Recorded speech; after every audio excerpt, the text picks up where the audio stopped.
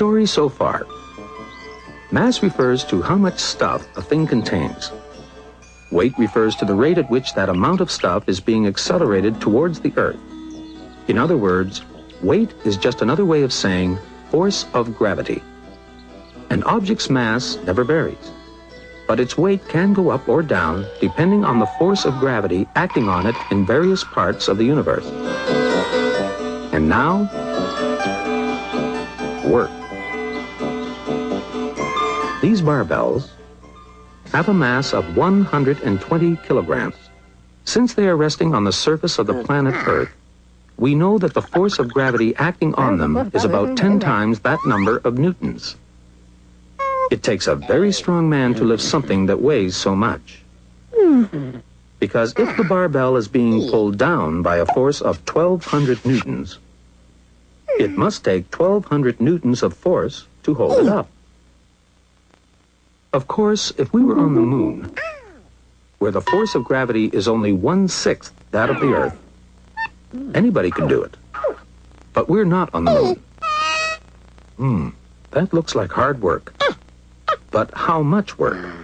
1,200 newtons worth? To lift the barbell? How far? Exactly 2 meters.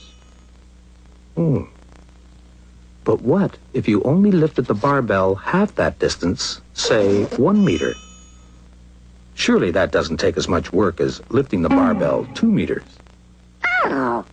When you lift the barbell all the way up, you're doing 1,200 newtons times 2 meters worth of work.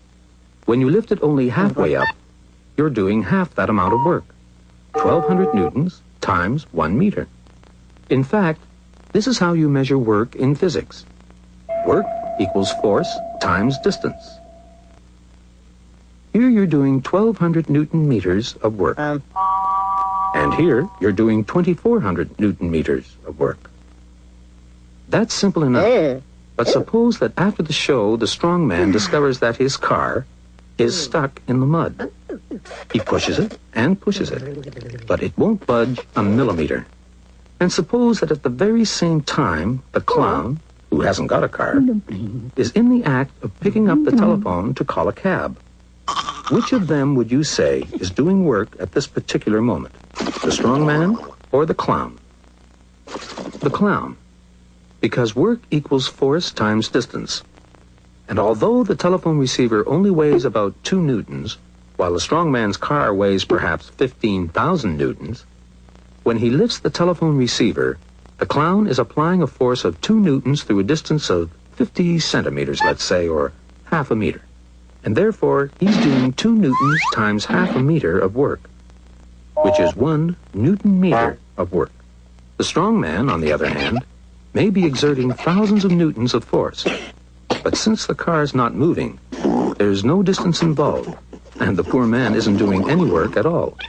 A force of even thousands of newtons times 0 distance equals 0 work, whereas a force of only 2 newtons through a distance of only half a meter does equal some work, even if it's only 1 newton meter worth. But it's a bit awkward to keep on talking about newton meters of work.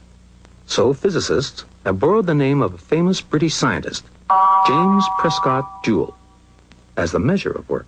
1 joule is the amount of work done when 1 newton of force is applied through a distance of 1 meter.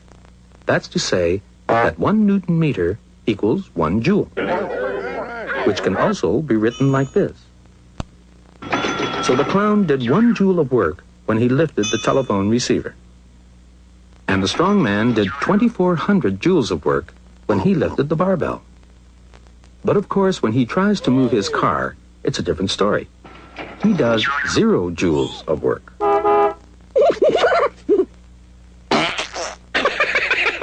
That's okay.